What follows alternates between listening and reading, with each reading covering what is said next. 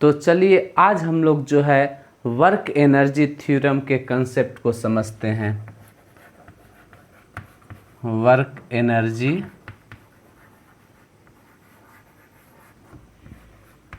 Theorem की बात करते हैं, वर्क एनर्जी थ्योरम। तो सबसे पहले हम लोग एनर्जी के कंसेप्ट को देखें। तो अगर हम लोग एनर्जी की बात करते हैं तो आइंस्टीन का एक फेमस इक्वेशन जो है E=mc² के इक्वल होता है। अगर ऑब्जेक्ट का मास हो और लाइट की स्पीड हो तो हमें जो है एनर्जी निकालने का एक इक्वेशन आइंस्टीन के द्वारा पता है कि E=mc² के इक्वल होता है। यदि कहा जाए कि जो टोटल एनर्जी है जिसको हम लोग मैकेनिकल एनर्जी कहते हैं, वो sum of kinetic energy, potential energy and other energy.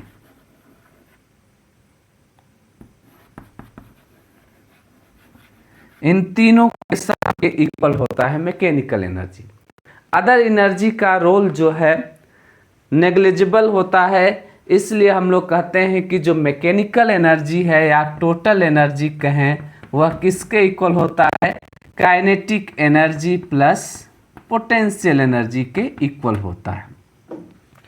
तो अगर इस ब्रह्मांड में देखा जाए तो बहुत बड़ा ये ब्रह्मांड है। 10⁻11 गैलेक्सीज होते हैं और एक गैलेक्सीज में 10⁻11 स्टार्स होते हैं।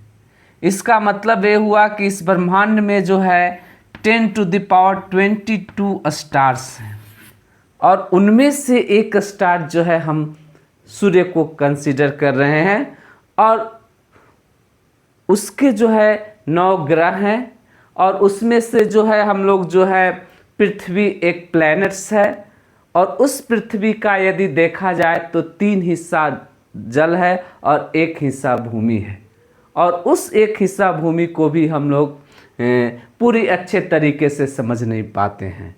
तो ये ब्रह्मांड जो है बहुत बड़ा है और कहा जाए तो एनर्जी कंजर्व रहता है। मैकेनिकल एनर्जी जो होता है वो kinetic energy plus potential energy के इक्वल होता है।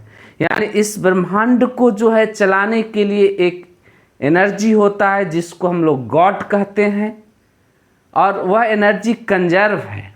इसका मतलब ये हुआ कि ईश्वर अंश जीव अविनाशी, जो भी इस ब्रह्मांड में जीव जंतु हैं सबकी एनर्जी जो है वो ईश्वर में विलीन हो जाता है और वह संरक्षित है।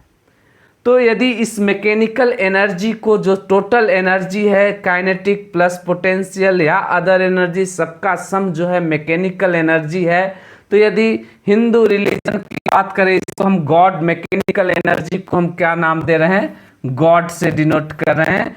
तो गॉड जो है तो इसके इक्वल सारे एनर्जी का सम जो है ईश्वर के पास है और इनके जो है हिंदू रिलीजन में हम कहें तो ब्रह्मा, विष्णु और महेश की बात करते हैं। ब्रह्मा, विष्णु, महेश, पूरी इस संसार की जितनी भी एनर्जी है इन्हीं ब्रह्मा, विष्णु, महेश में निहित है, जो कि सबकी एनर्जी को यदि मिला दिया जाए तो गॉड की संख्या देते हैं, ईश्वर की संख्या देते हैं। चलिए अगर हम लोग देखें तो मैकेनिकल एनर्जी के रूप में हम गॉड को कंसीडर कर रहे हैं। तो महेश की बात किया जाए, पोटेंशियल एनर्जी के रूप में हम लोग महेश को देखते हैं। भगवान शिव को जो है पोटेंशियल एनर्जी के रूप में देखा जाता है। क्यों? क्योंकि potential energy is equal to किसके इक्वल होता है, mgh के इक्वल होता है। यानी अगर हाइट जितना ज़्यादा हाइट होगा पोटेंशियल एनर्जी की वैल्यू उतना ही ज़्यादा होगी।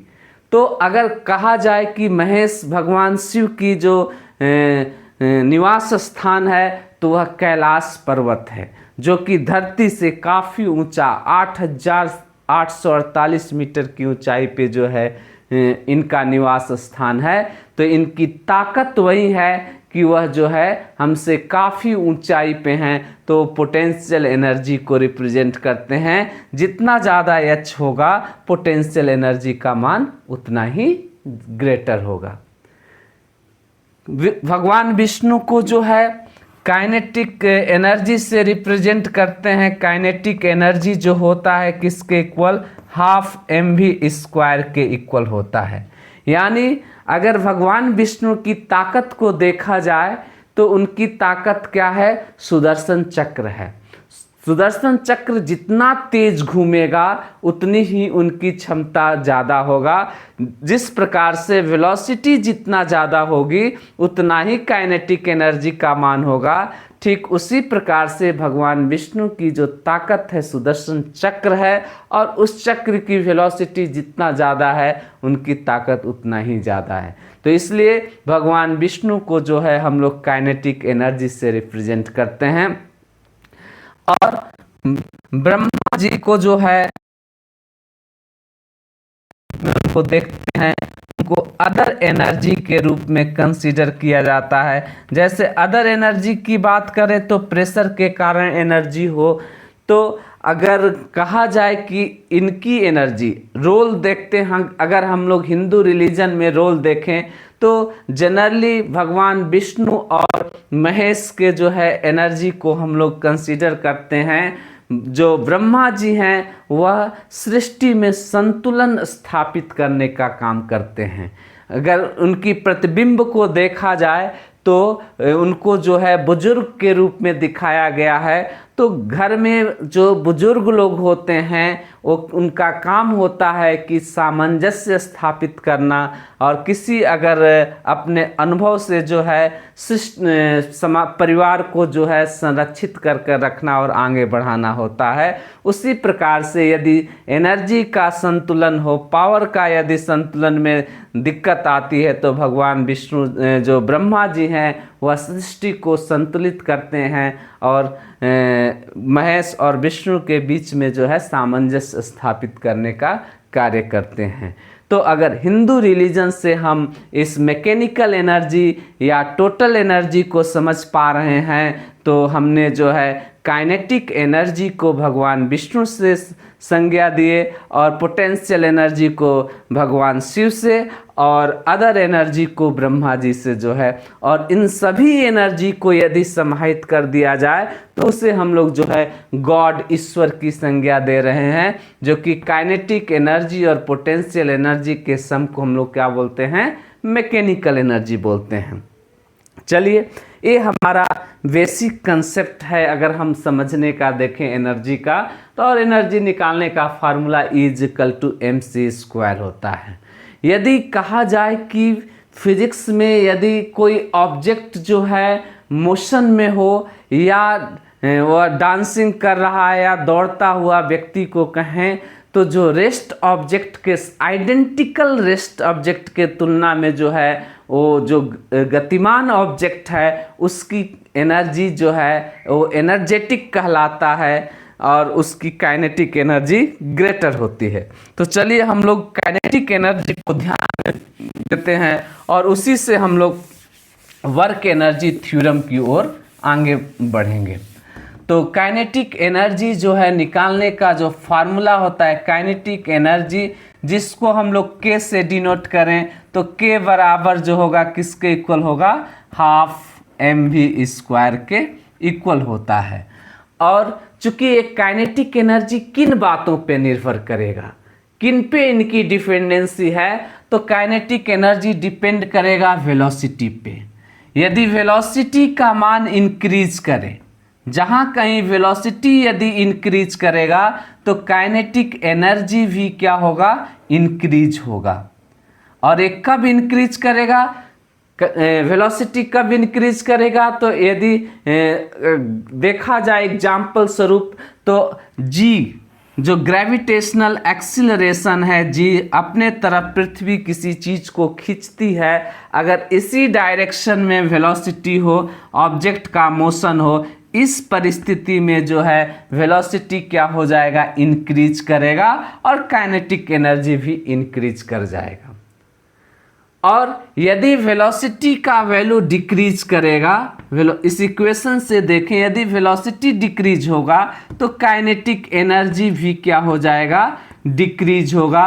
और यह कब वेलोसिटी डिक्रीज होगा, जैसे मान लेते हैं कि जो ग्रेविटेशनल एक्सीलरेशन है और इस ग्रेविटेशनल एक्सीलरेशन जो कि डाउनवर्ड एक्ट कर रहा है और किसी ऑब्जेक्ट को हम लोग ऊपर की तरफ भी वेलोसिटी से फेंकते हैं, इस परिस्थिति में जो होगा वेलोसिटी क्या होगा, धीरे धीरे धीरे धीरे घटता जाएगा और एक पॉइंट आएगा जहां पे ऑब्जेक्ट जाकर रुक जाएगा। इसका मतलब उसकी वेलोसिटी जीरो हो जाएगी। तो जहां वेलोसिटी जीरो हो गया वहां पे काइनेटिक एनर्जी का मान भी क्या हो जाएगा, जीरो हो जाएगा। यानी स्टार्टिंग में वेलोसिटी ज़्यादा था, काइनेटिक एनर्जी का मान ज़्यादा था और हाइट कम था, पोटेंशियल एनर्जी का मान लो था। लेकिन जैसे जैसे ऊपर की ओर जा रहा है काइनेटिक एनर्जी की वैल्यू रिड्यूस हो रही है और पोटेंशियल एनर्जी का मान बढ़ रहा है। इसका मतलब जो है मैकेनिकल एनर्जी जो है वो कंजर्व है, संरक्षित है, उसकी वैल्यू जो है घट और बढ़ नहीं रही है, कांस्टेंट है। तो इस प्रकार से काइनेटिक एनर्जी का चेंज हम लोग देखते हैं कि या तो काइनेटिक एनर्जी इंक्रीज करेगा या तो डिक्रीज करेगा। वह डिपेंड करेगा वेलोसिटी पे कि वेलोसिटी का डायरेक्शन किधर है। अब एक और बात, काइनेटिक एनर्जी जो है कांस्टेंट रह सकता है, उसके लिए जो है वेलोसिटी को क्या रखना पड़ेगा, कांस्टेंट। काइनेटिक एनर्जी चेंज ना हो। कब चेंज नहीं होगा, जब वेलोसिटी नहीं बदलेगा। और वेलोसिटी नहीं बदलने का तात्पर्य है कि उस ऑब्जेक्ट पे जो है रिजल्टेंट फोर्स एक्ट ना करे। एक स्थिति ये बनेगी कि रिजल्टेंट फोर्स नहीं एक्ट करेगा तो वेलोसिटी में कोई चेंजेज नहीं होगा। या दूसरा परिस्थिति ये हो सकता है कि अगर ऑब्जेक्ट की मोशन को हम हॉरिजेंटल प्लेन में देख रहे हैं तो जो वर्टिकल कंपोनेंट होगा फोर्स, यदि फोर्स की एग्जिस्टेंस हो, रिजल्टेंट फोर्स हो, लेकिन वह अगर वर्टिकल डायरेक्शन में एक्ट करता हो, उस केस में भी जो है वेलोसिटी में कोई चेंज नहीं होगा और काइनेटिक एनर्जी में कोई बदलाव हमें नहीं प्राप्त होगा। दो परिस्थिति में काइनेटिक एनर्जी में बदलाव नहीं हो सकता है। एक, जबकि रिजल्टेंट फोर्स जो है उस नेट फोर्स जो है जीरो के इक्वल होगा, उस समय जो है काइनेटिक एनर्जी में कोई चेंज नहीं होगा, वेलोसिटी हमारा यूनिफॉर्म बना रहेगा। दूसरी बात यह है कि फोर्स हो, रिजल्टेंट फोर्स की बात करें, अगर फोर्स है लेकिन किस डायरेक्शन में है, अगर मोशन देखा जा रहा है, मोशन हो रहा है हॉरिजेंटल डायरेक्शन में, तो वर्टिकल फोर्स का इफेक्ट उस पर नहीं पड़ेगा। वर्टिकल फोर्स होते हुए भी हमारा जो वेलोसिटी में चेंज नहीं मिलेगा और काइनेटिक एनर्जी में जो है बदलाव नहीं होगा। तो एक कुछ बेसिक कंसेप्ट है काइनेटिक एनर्जी का। अब इस काइनेटिक एनर्जी को अगर हम लोग समझें तो काइनेटिक एनर्जी चूंकि किसके इक्वल होता है, हाफ mv² के इक्वल होता है। इसका मतलब ये हुआ कि काइनेटिक एनर्जी के बराबर किसके इक्वल है, हाफ mv²। हम m से ऊपर और नीचे मल्टीप्लाई कर दें तो हम लोग देखते हैं कि m² v² divided by 2m के इक्वल होगा। यानी काइनेटिक एनर्जी जो होगा वो linear momentum, mass into velocity के प्रोडक्ट को हम लोग लीनियर मोमेंटम कहते हैं। यानी kinetic energy is equal to p² divided by 2m के इक्वल होगा। तो यहाँ से एक रिलेशन स्थापित हो गया काइनेटिक एनर्जी और लीनियर मोमेंटम के बीच। और या अगर हम लीनियर मोमेंटम निकालना चाहते हैं तो p is equal to 2m के अंडर रूट जो है 2m के इक्वल होगा। तो इस प्रकार से काइनेटिक एनर्जी और लीनियर मोमेंटम के बीच रिलेशन जो है देखने को मिलता है। और इस इक्वेशन से भी हम लोग क्वेश्चंस बना सकते हैं कि यदि लीनियर मोमेंटम में इतना % की बढ़ोतरी हो जाता है तो काइनेटिक एनर्जी में कितनी % की बढ़ोतरी होगी। यदि सेम ऑब्जेक्ट की बात करें, मास जो है कांस्टेंट ले रहे हैं, सेम इक्वल ले रहे हैं, तो इस प्रकार से क्वेश्चंस इसमें बनाया जा सकता है। अब हम लोग बात करेंगे वर्क एनर्जी थ्योरम की। तो वर्क एनर्जी थ्योरम कहता है कि जो चेंज इन काइनेटिक एनर्जी होता है वह किसके इक्वल होगा, टोटल वर्क डन के इक्वल होता है। Change in kinetic energy, change in kinetic energy को यदि हम लोग डेल्टा के से डिनोट करते हैं तो डेल्टा के इज इक्वल टू, जिसको हम लोग लिखेंगे के फाइनल माइनस के initial, and this is equal to total work done, W T के इक्वल होगा, टोटल वर्क डन के इक्वल होगा। Change in kinetic energy is equal to total work done, this is known as work energy theorem. According to work energy theorem, change in kinetic energy, according to work energy theorem,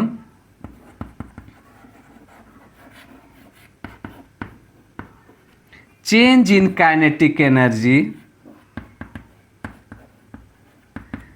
change in kinetic energy is equal to total work done।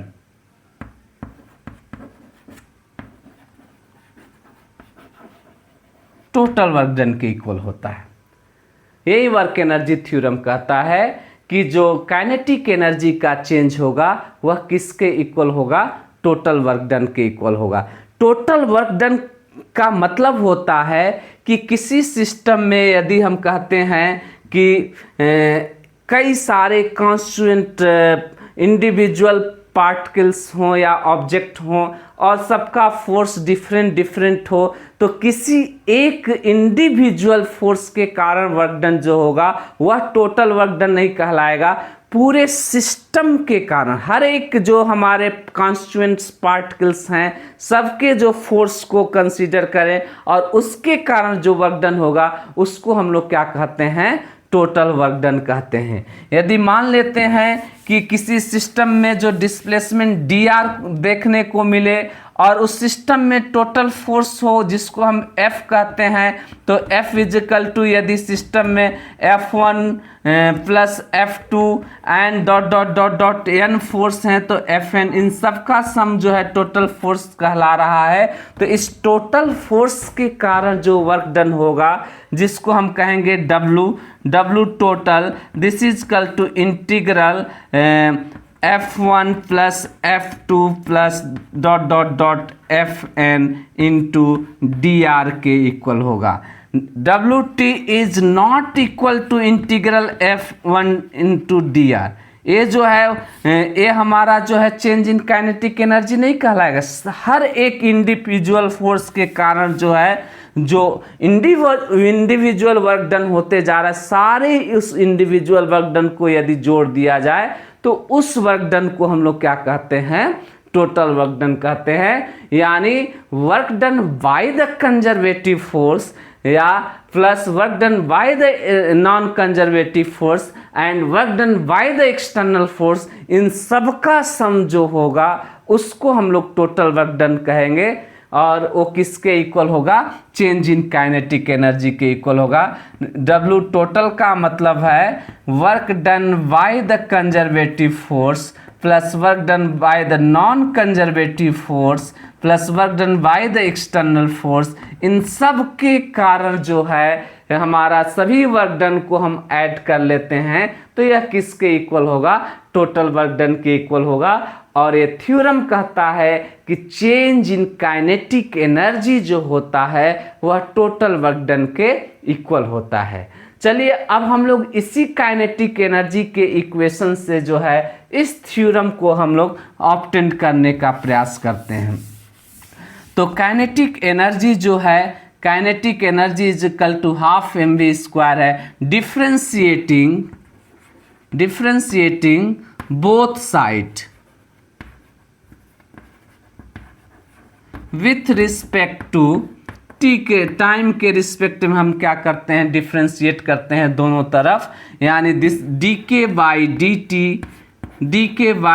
T is equal to D by D T of half M V square, D by D T of half M V square.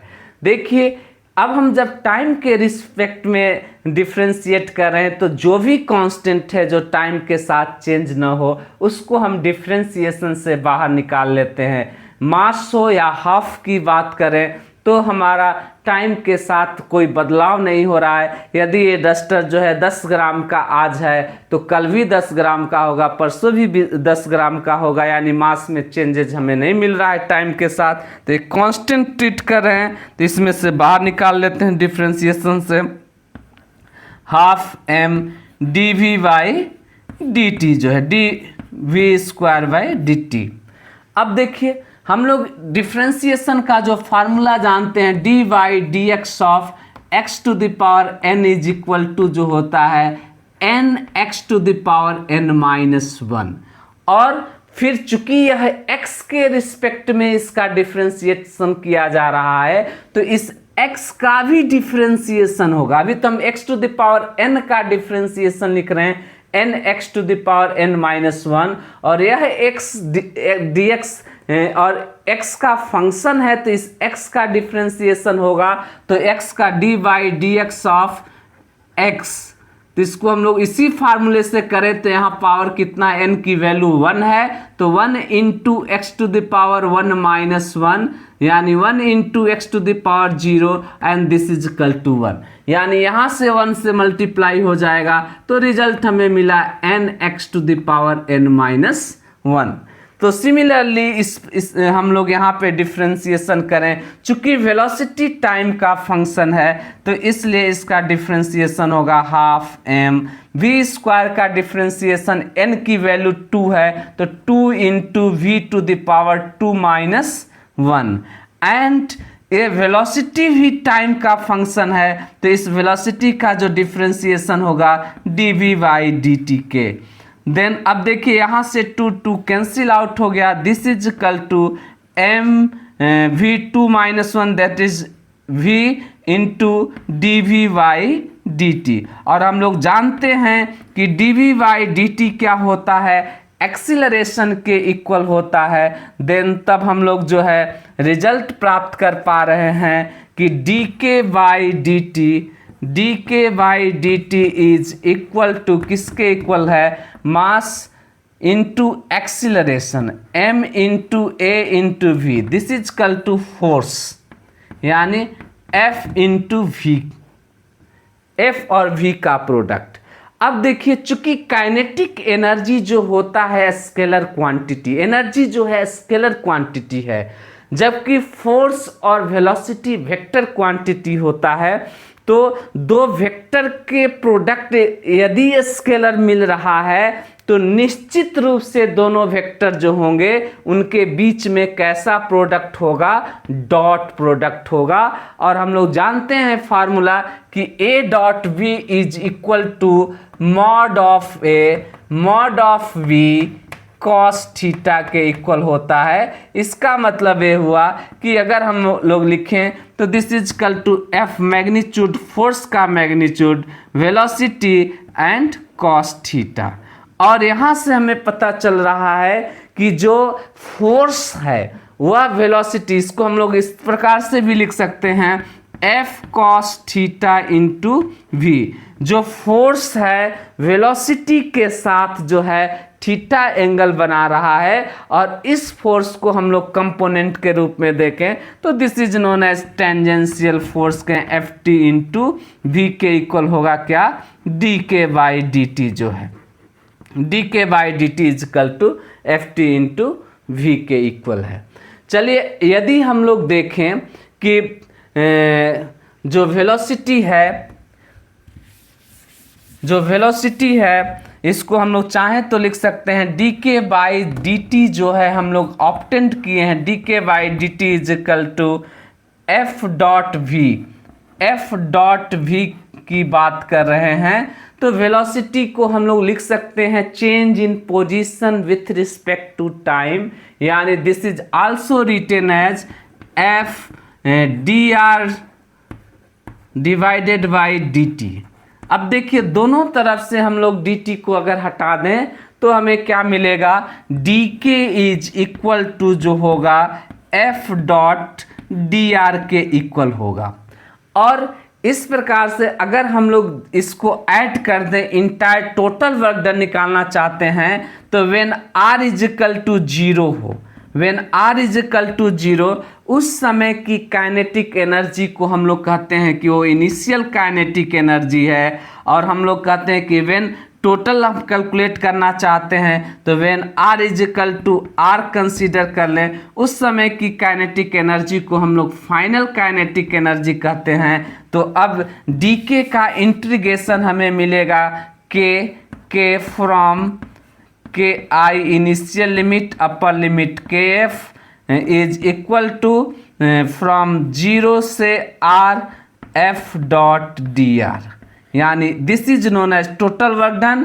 और इस upper limit को हम लोग put करते हैं तो हमें जो रिजल्ट मिलेगा वो मिला क्या, के फाइनल माइनस के इनिशियल, लिमिट को पुट कर रहे हैं तो वह किसके इक्वल है, टोटल वर्क डन के इक्वल है। और यह टोटल वर्क डन किसके इक्वल है, from integration F dot d are के इक्वल है। टोटल फोर्स के कारण जो वर्क डन है उसके इक्वल है। इसको हम लोग बोलते हैं वर्क एनर्जी थ्योरम बोला जाता है।